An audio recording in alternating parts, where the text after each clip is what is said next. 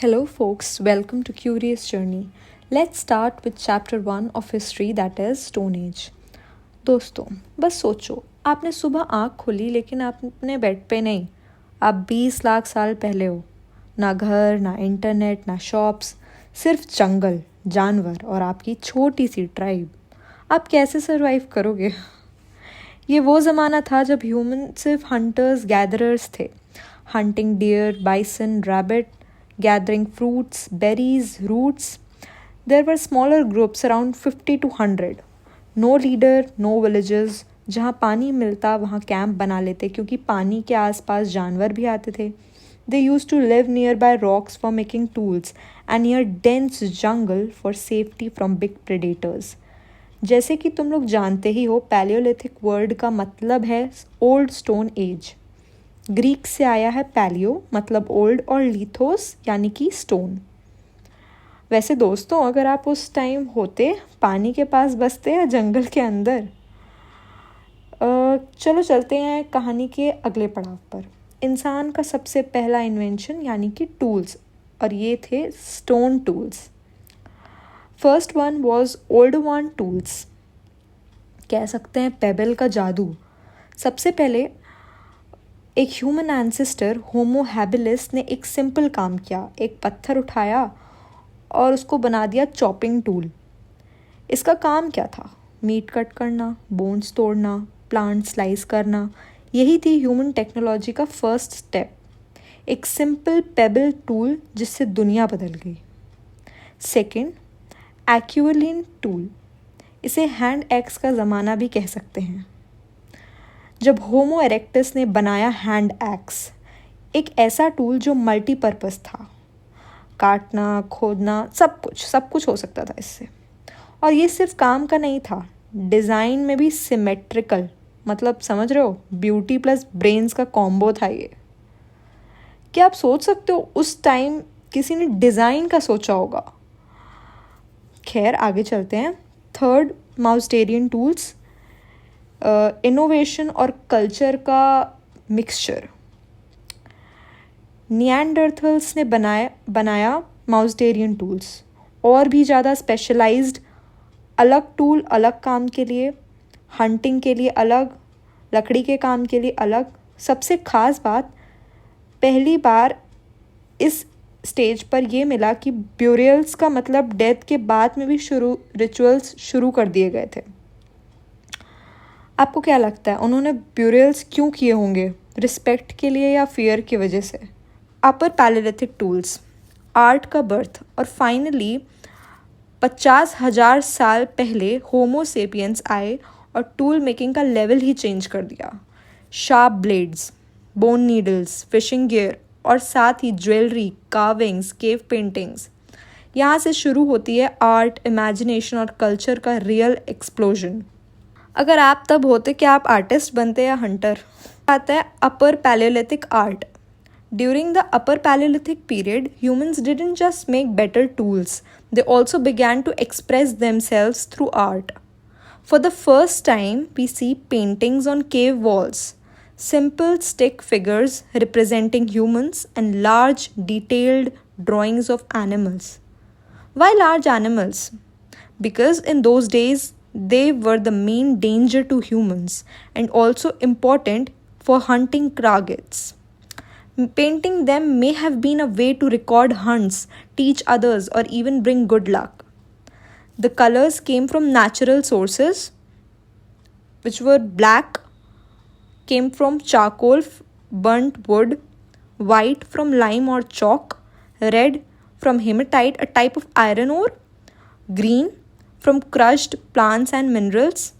Two of the most famous sites in India for this art are Bhimbetka caves in Madhya Pradesh, known for vibrant animal and human scenes.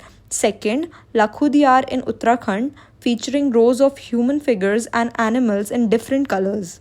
Fascinating to think this is where human imagination, storytelling and culture truly began. Mesolithic age, Ice Age ends from this period. That means Ice Age finally खत्म होता है. Climate गर्म हो जाता है। गर्म climate का मतलब है ज़मीन पे ज़्यादा प्लांट्स, ज़्यादा जानवर। अब ह्यूमंस का लाइफस्टाइल थोड़ा चेंज होता है। अभी भी हंटिंग चल रही है, लेकिन अब शुरू होती है अर्ली फार्मिंग, मतलब बीज बोना, पौधा उगाना, ये सब शुरू हो जाएगा। अब नए टूल्स बनते हैं, जैसे कि माइक्रोलेथ्स। माइक्रोलेथ एक ऐसा टूल है जो छोटा है, शार्प है, मतलब it is about 1 to 4 centimetre.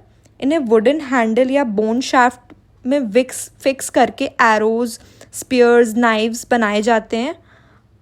Pottery का इन्वेंशन भी होता है इसी एज में। कि कौन सी एज थी? मेसोलिथिक। याद रखना, पहली बार लोग खाना और पानी स्टोर कर पाते हैं just because they invented pottery.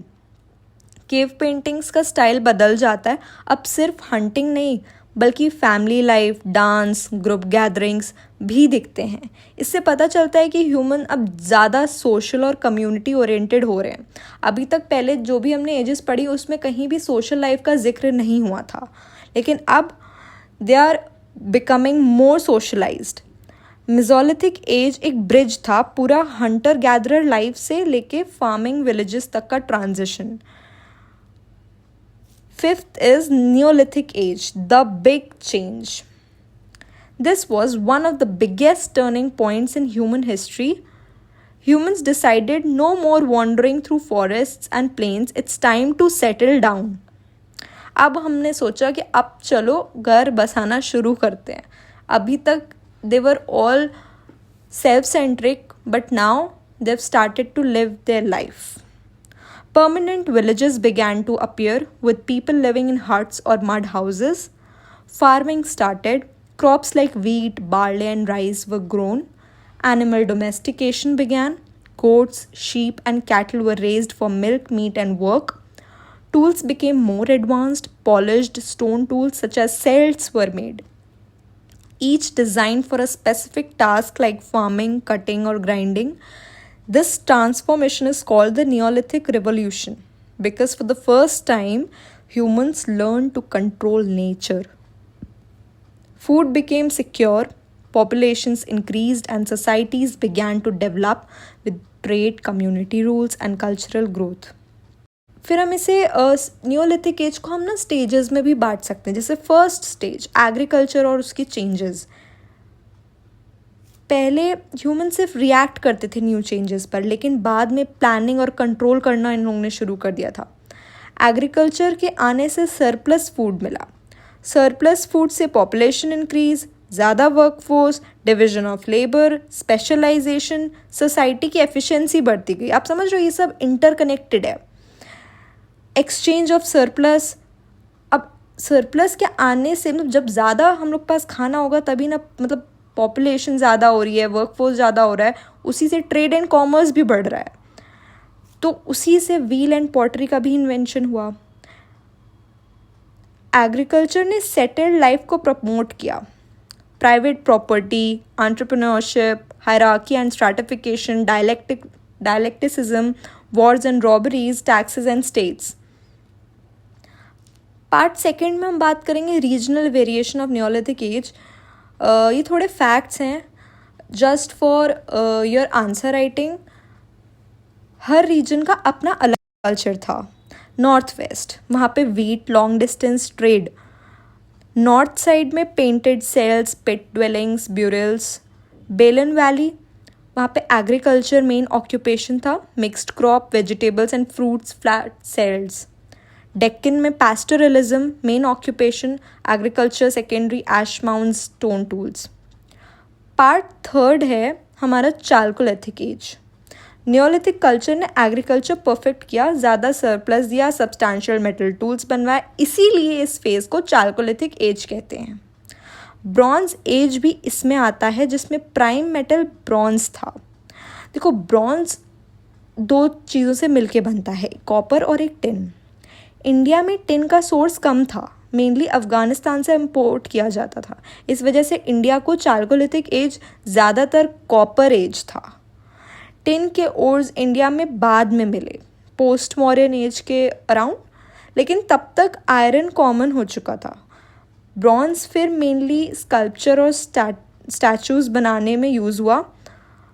This was the story from wandering hunters in the wild to settled farmers building the first villages. This journey is not just history, it's the foundation of our modern world. Every city, every farm, every piece of technology today started with those first sparks of creativity, courage, and community thousands of years ago. Guys, we have come a long way from shaping stones to shaping satellites. But deep down, we still carry the same human spirit to explore, to create, and to adapt. And maybe, just maybe, thousands of years from now, someone will tell our story the same way. Thank you so much.